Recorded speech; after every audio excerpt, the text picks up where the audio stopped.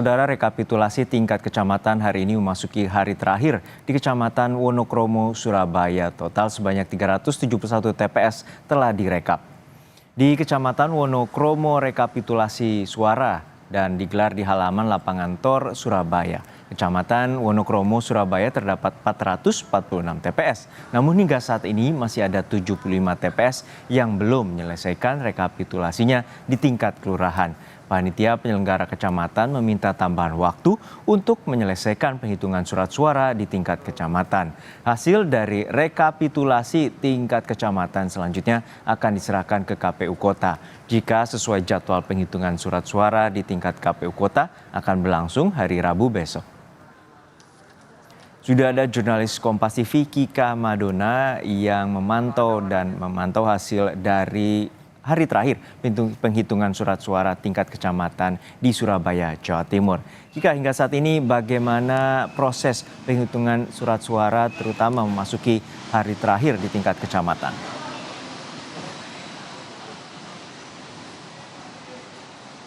Ya, Juno dan juga saudara, jadi rekapitulasi tingkat kecamatan hingga saat ini masih berlangsung di kota Surabaya. Total jumlah kecamatan yaitu sebanyak 31 kecamatan.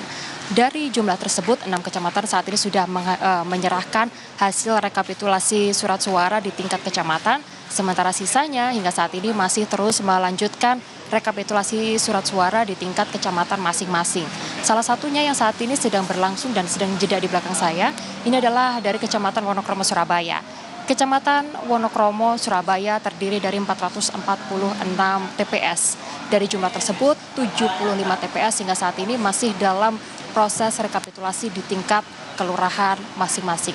Lantas apa kendalanya? Di samping saya sudah ada Ketua PPK Wonokromo, Mas Ahmad Muzaki. Ini 75 saat ini masih proses rekapitulasi. Apa sebetulnya yang masih menjadi kendala? Jadi kendala sebenarnya pada proses sirekap. Jadi sirekap ini kadang terjadi kendala yang kemudian membuat proses input ini menjadi delay, itu aja.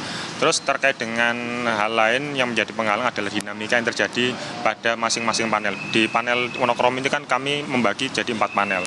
Masing-masing panel terdiri dari masing-masing kelurahan yang akan melakukan rekapitulasi. Jadi di masing-masing panel ini, di masing-masing kelurahan ini, proses rekapitulasi yang kami lakukan adalah penyelesaian pertama adalah proses rekapitulasi di semua TPS di wilayah kelurahan untuk rekapitulasi presiden dan wakil presiden. Dilanjutkan ke DPR RI, setelah selesai dilanjutkan ke DPD, lanjut ke DPRD provinsi, lanjut ke kota. Jadi proses kami seperti itu dalam satu wilayah kelurahan. Kita selesaikan semua TPS untuk satu jenis pemilihan, lanjut ke jenis pemilihan yang lain. Sebelumnya juga sempat terjadi penghitungan surat suara ulang. Nah, bagaimana dengan penghitungan surat suara ulang tersebut hasilnya? Apakah sudah dalam proses rekapitulasi di tingkat kecamatan atau bagaimana? Memang terjadi di kecamatan kami proses penghitungan surat suara ulang karena terjadi selisih antara data yang dipegang oleh para saksi dan pengawas dengan apa yang tertulis dalam J-Plano. Itu semua sudah bisa diselesaikan dengan baik antara kami, teman-teman saksi yang hadir, juga teman-teman Panwas, sehingga solusi bisa ditemukan bersama, tidak sampai terjadi pemungutan suara ulang. Satu lagi, ini hari ini adalah batas akhir untuk rekapitulasi surat suara di tingkat kecamatan dan selanjutnya akan diserahkan ke KPU Kota. Kalau untuk di sini sendiri, tadi sempat disebutkan bahwa akan ada meminta tambahan waktu. Kalau untuk targetnya sendiri kapan, Mas? Kalau untuk sebenarnya di PKPU 5 tahun 2024 itu batas akhir untuk rekap tingkat kecamatan adalah tanggal 2 Maret. Kami akan memaksimalkan waktu itu untuk melakukan rekapitulasi yang belum selesai sekaligus pencermatan nanti bersama para saksi. Sehingga data yang kami serahkan nanti ke kota tidak terkesan tidak terburu-buru. Satu lagi, Mas, ini nanti kalau untuk persiapan dari KPU Kota mungkin untuk menyambut surat suara yang tiba di sana, bagaimana Mas sejauh ini koordinasi? Kalau koordinasi kami dengan 3 pilar, dengan pihak kecamatan, dengan Danramil, dengan pihak kepolisian terkait nanti distribusi logistik yang ada di gudangnya PPK nanti sampai kembali di gudangnya KPU.